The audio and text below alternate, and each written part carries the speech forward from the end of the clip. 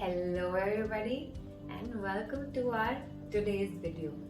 Today we are going to learn some most common adjectives used in daily Spanish life. These words will help you in construction of sentences and also enhance your sentences with the meaning of it. So are you guys ready? Can we go about it?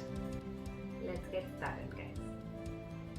First adjective is caro, expensive. The opposite to that is barato, cheap. Next is fácil, easy. Opposite to that is difícil, difficult. Alto, tall.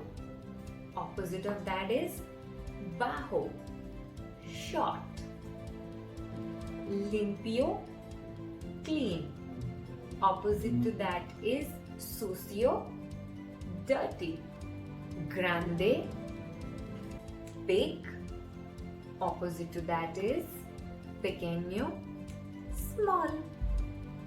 Last but not the least for this video, guys, bueno is good.